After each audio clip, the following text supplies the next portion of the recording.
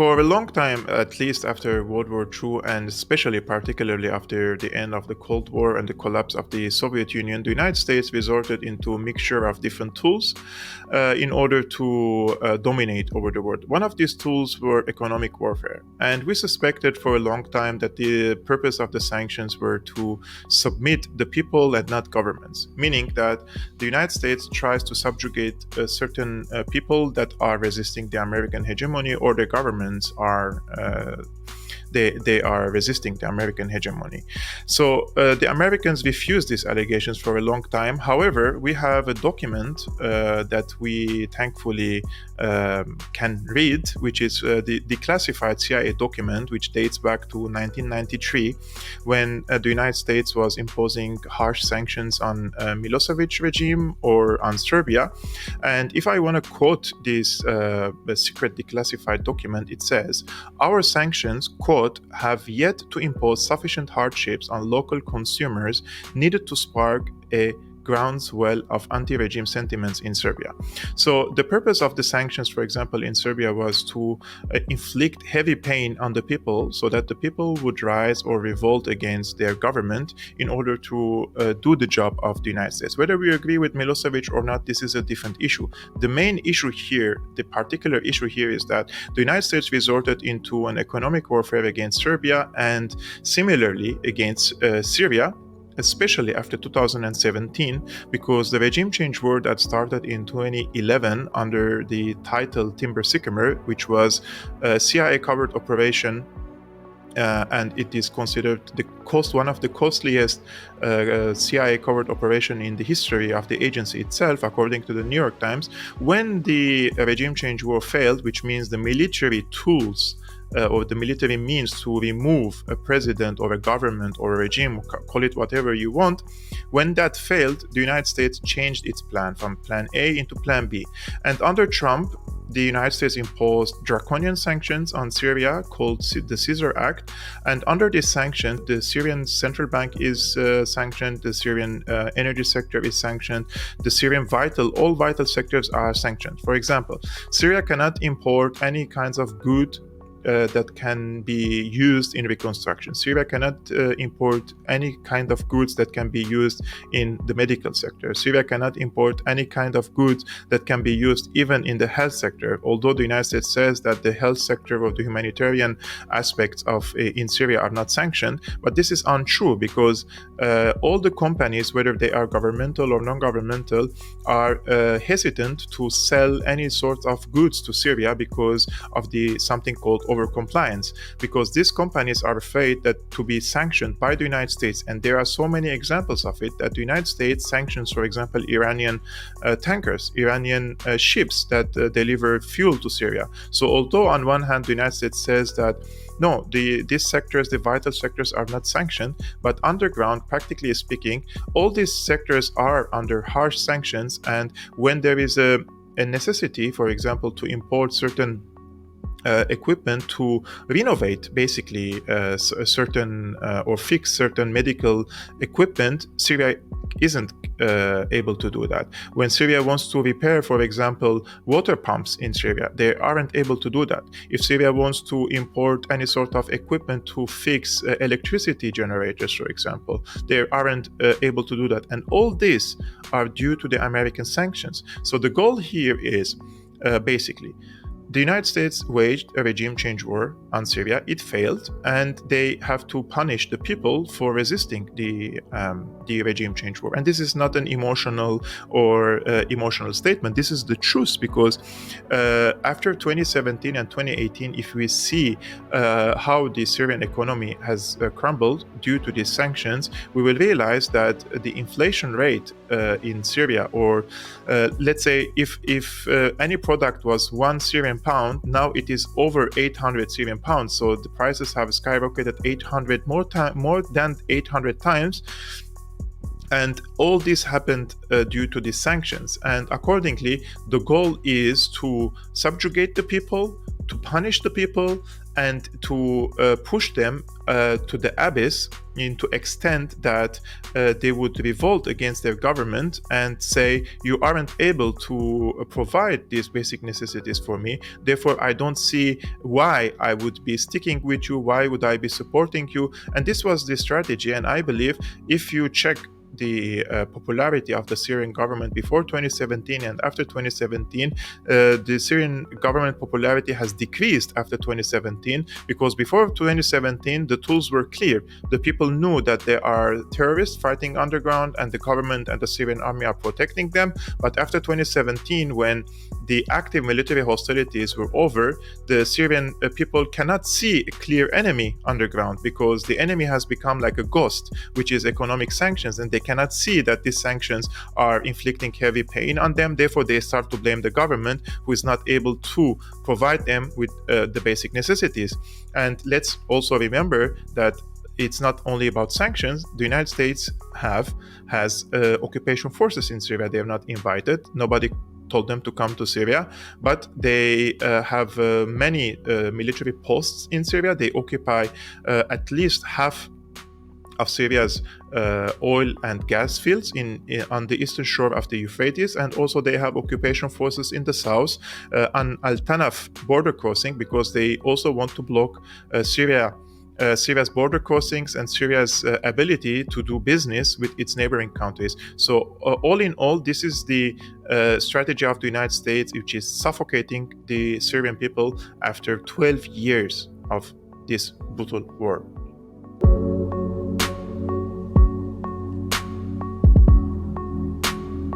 Economic warfare is part of any country's strategy when they want to exert project their power, or they want to have a dominance over certain countries. And the United States is not an exception.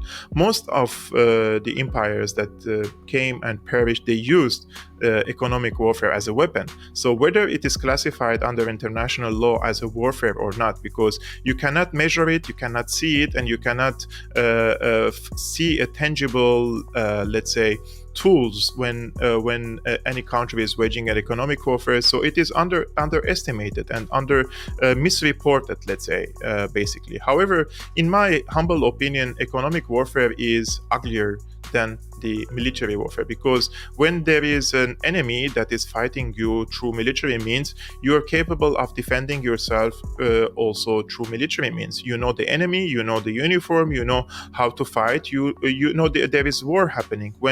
However, when the United States imposes harsh draconian sanctions, for example, on Cuba, on Venezuela, on Syria, on Iran, those are invisible tools. Those are invisible warfare techniques that the United States relies on. And this is, I don't want to say it's smart, but it is in one way or another, it's a smart way of dealing with the enemies of the United States, because the United States, especially after the Cold War, they had this brilliant idea from their perspective, that if they want to expand all around the world, and we're talking about at least in Eastern Europe or the ex-Soviet Union countries, in Latin America and the Middle East, they cannot overstretch only militarily, although the United States has over 800 military bases all around the world, but this cannot only happen through military means. So they have to, for example, indoctrinate people in Eastern Europe, those who were under the rule of the Soviet Union, and slowly in a decade or two or three, they can spark certain feelings against the Soviet Union or against Russia,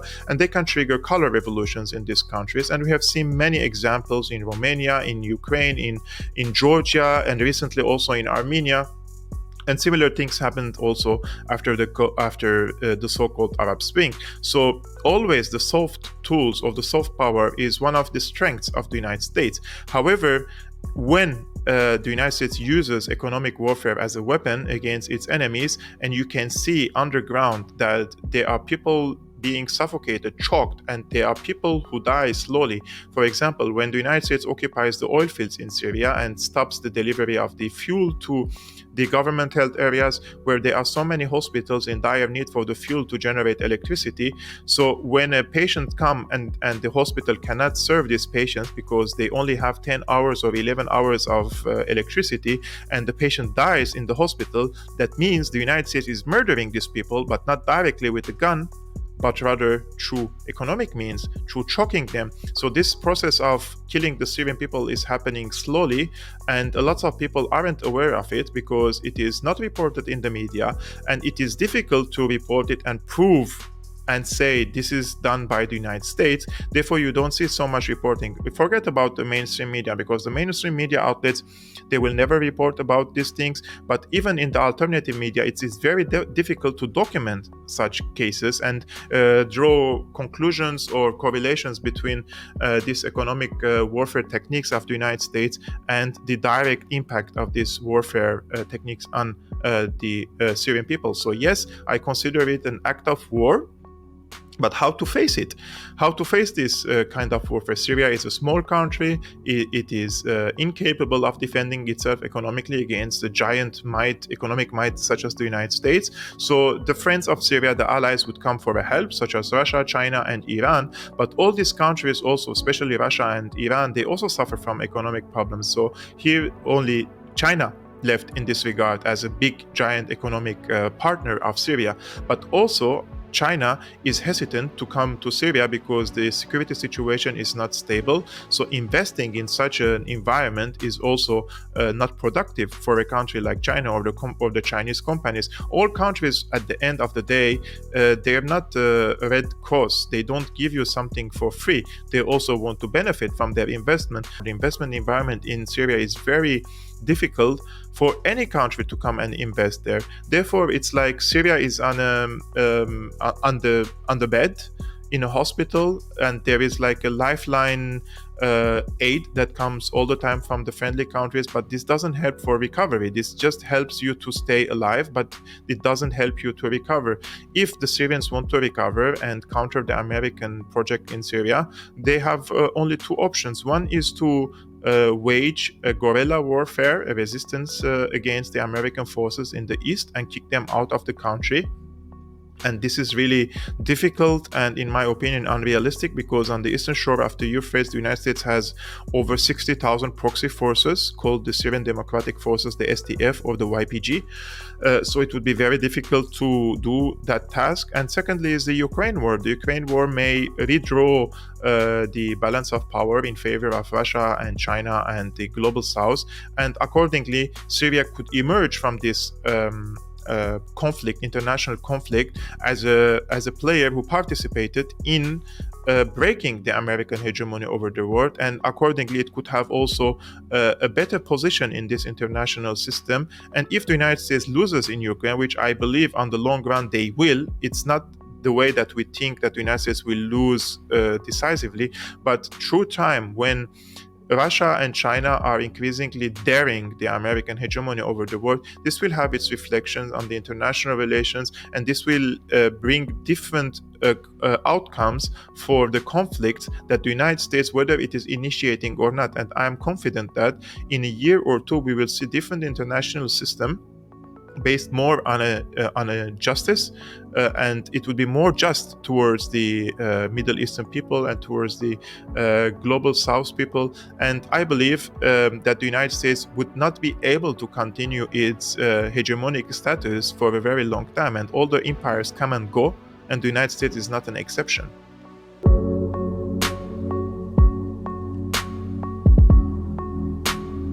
So the United States imposed sanctions on Syria since 1973, 1979, during that time, because Syria refused, after the October Liberation War against Israel, to sign on a peace treaty. And since then, the United States imposes sanctions regularly on Syria, quoting supporting terrorism, quoting lots of unfounded allegations against Syria. But these sanctions accelerated, especially after the Iraq War, because when the Iraq War happened, the invasion, it was Colin Powell who came to Damascus and told President Assad, and I'm paraphrasing, of course, look, we have our conditions now. We have invaded Iraq, and you are going to follow our dictates. We're trying to formulate something called, as Condoleezza Rice repeated many times, the new Middle East, and you either be a part of it, play with us, or we will fight you. And the President Bashar al-Assad back then, he didn't accept the conditions. So the George W. Bush administration imposed harsher sanctions on Syria. 2003, 2004, and 2005. But then what happened is in 2005, there was a mysterious assassination of the former prime minister of Lebanon in 2005. And the so-called international community, of course, I mean the United States and European countries, they accused Syria of assassinating him, which in my opinion, I am highly confident that Israel assassinated him back then. And this has triggered a huge public opinion against Syria, and they imposed more sanctions. This has been a little bit eased in 2008 because the relationship between France and Syria has returned a little bit, and France mediated between Syria and the United States. But this has not lasted a lot because France thought that especially Sarkozy thought that he can manipulate Assad, and he brought him to an international or global conference in Paris on the French National Day. And the plan was to manipulate Assad and force him to shake hands with Ehud Olmert, the former prime minister of Israel, and the Qatari former prime minister Hamad bin Jassim, Ban Ki-moon. They all pushed Assad, even physically, to shake hands with Ehud Olmert, that he refused to do so.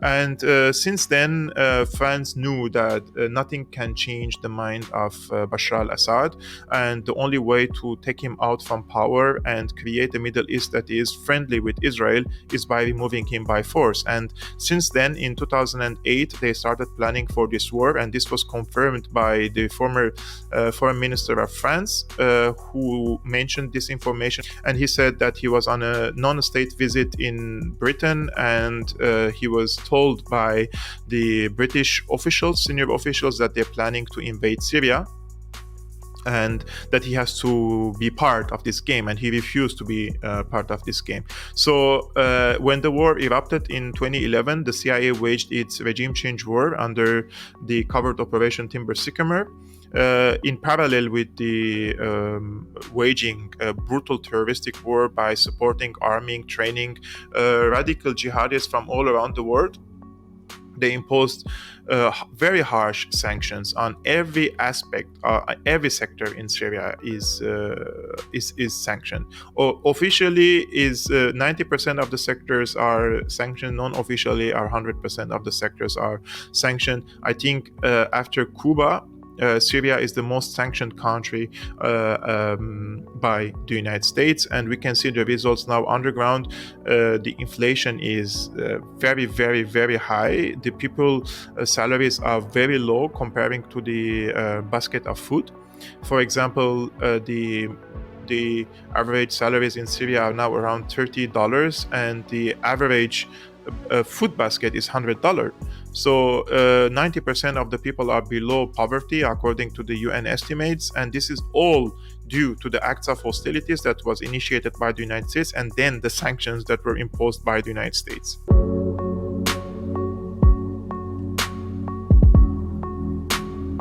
The United States claims that the sanction regimes do not target the humanitarian aid to Syria, but this is completely false. And the proof of that is the United States on Friday suspended the unilateral coercive measures imposed on Syria, because due to these sanctions, all the countries and the companies and non-governmental organizations weren't able to send aid to Syria. Some of the countries challenged the American sanctions and they sent aid, but most of the countries were hesitant because of these American sanctions. Therefore, whether it's under Obama or Trump or Biden, they all, for me, are the same, and they all restricted aid to Syria under the sanction regimes, which are illegal, by the way, according to international law.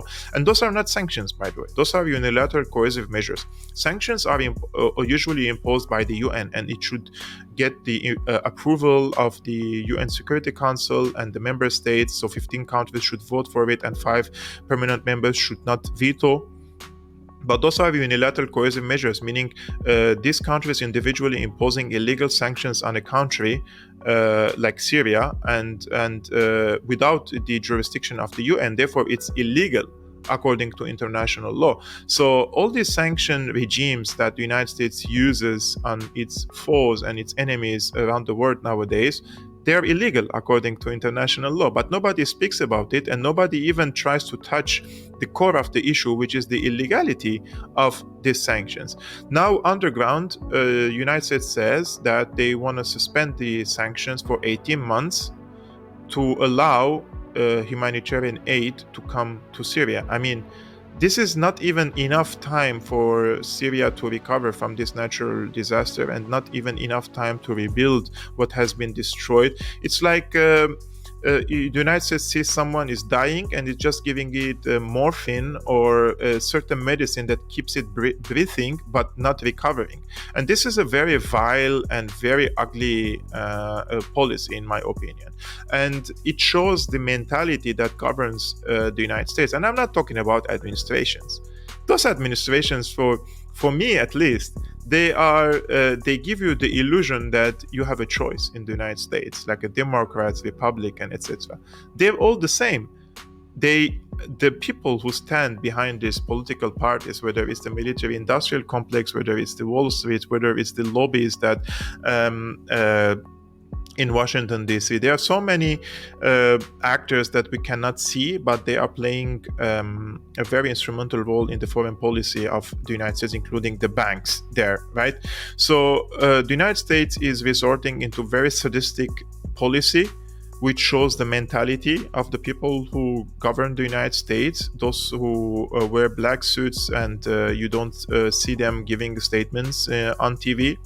And this sadistic policies, in my opinion, also shows how psycho these people are. And I want to mention something here. Look, these sanctions are very harsh and they're vile and everything, but let me give you another example. The United States occupies not only Syria's oil fields, but also burns its wheat. Syria used to have the best wheat in the world, and this is not something that I'm saying because I'm Syrian. It is internationally known that the soil in Syria is the richest and the best for wheat, and Syria has developed certain wheat seeds in an institution called ICARDA, and this is an agricultural institution in Syria that they develop genetics for this wheat, and they have developed the best genetics and genetic codes for any wheat seed. And what happened is, in 2012 and 2013, when the US-backed terrorists attacked northern Aleppo, they invaded this institution and they have stolen these wheat seeds, and they have exported it to the United States, because the United States has a problem in its soil to grow this wheat, and they use the Syrian genetic these seeds to plant it in the United States to solve their own problems, which is this wheat is resistant against the insects, for example. So they solved their problem in the United States thanks to the Syrian wheat seeds. But what they have done to Syria is that they sold their seeds and they burned their wheat fields in the eastern shore of the Euphrates. Under Trump, they burned the wheat fields with the balloons. These are fire balloons. And the US aid came after burning these fields, and they gave the farmers genetically modified wheat seeds to completely destroy the Syrian agricultural sector. If this is not a psychopathy, I don't know what is it anymore. What can be defined as psychopathy anymore? And I think this is beyond evil, and this is beyond any imagination. So I don't exaggerate when I say the people who govern the United States are psychopaths.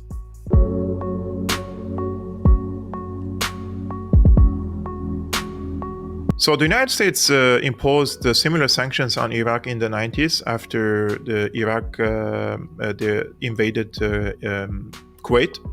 And even when Iraq withdrew from Kuwait and has solved its program of the WMD with the UN, the United States continued with its sanction regime. And let's remember, in 1996, if I'm not mistaken, when Madeleine Albright was asked by CBS journalist about the casualties in Iraq, and she asked Madeleine Albright, like, we heard that 500,000 children died in Iraq because of our sanctions. Was the price worth it?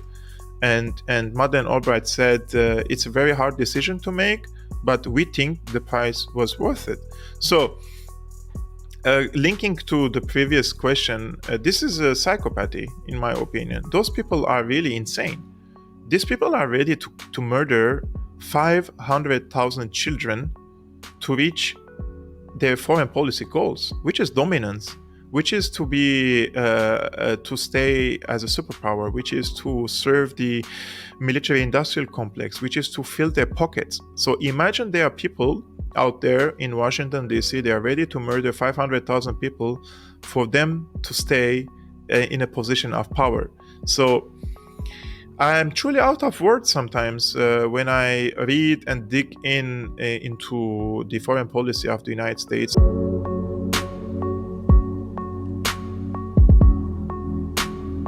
The poverty line in Syria is below 90%. So what is left if the sanction regime continues on Syria? It's a complete. It's below poverty now. So we're expecting hunger. We're expecting pandemics in Syria because of the poverty and because of Syria's inability, for example, to import even vaccines. And we're not talking about the COVID vaccines, we're talking about the baby vaccines that are mandatory. So there is a lack of even vaccines, measles vaccines, for example. And when you don't have electricity to store these vaccines get ruined. And in lots of cases, these vaccines do not work because they weren't stored in the best way possible. So it's some sort of collective prison in Syria, and they are killing the people slowly. So if these sanctions continue, and it will continue after 180 days that President Biden declared, we can only expect worsening the situation in Syria. But my hope is that countries like Algeria, they're now sending not only humanitarian aid but also financial, like United Arab Emirates, like China, like Russia, like Iraq. Iraq is sending fuel now to Syria. Those countries are breaking the siege. And my hope is, if Syria and Turkey reconcile thanks to the Russian mediation, I think it will be a very big gate for Syria to start dealing with Turkey and having some business relations with Turkey. And this will open the door for other countries to be encouraged and come and start dealing with Syria. Without the courage of other countries who do not revolve under the umbrella of the United States, and they are the majority, and we've seen this now thanks to the Ukraine war, that the United States has maybe 50 countries beside it, and the rest of the 130 countries and 140 countries aren't really subordinates of the United States. These countries are the ones, in my opinion, who should break this siege on Syria. And I'm confident that there are countries who want to deal with Syria in the region, and they're hesitant, but this natural disaster could open a new page for Syria, because otherwise, after 180 days, if the US restores its sanction regime on Syria, we can only expect hunger. We can only expect lots of diseases in Syria, and we can only expect for the people to die slowly. And I think that's the purpose of these sanctions. That's why the United States is imposing these sanctions on Syria, not to punish the government or Assad or whatever. Do you think Assad lacks electricity or lacks fuel? It's the ordinary people. They're punishing the ordinary people for resisting the American project in Syria, and they're telling them, you resisted our project, here is your punishment. And now when I punish you and you don't have your basic necessities, and in any state when the government is responsible for delivering these basic necessities, when the government cannot do that, then you know for sure that this people will start rising against the government, and that's the end goal of it. But now, when this natural disaster hit Syria, we can see that there is a bigger solidarity among the Syrian people, and a bigger solidarity between the government and the Syrian people, because they have seen who is their friend and who is their enemy. and who wants to deliver humanitarian aid to Syria and who doesn't want to deliver humanitarian aid to Syria. And they have seen if the government really interested when they receive the humanitarian aid to give it to the people who are in need or not. And people can see, because underground people can have a direct experience in such cases. And I think the United States isn't really in a good position now to preach about humanity or tell us as Syrians with who we should deal and whether or not the Syrian government cares about the Syrian people or not.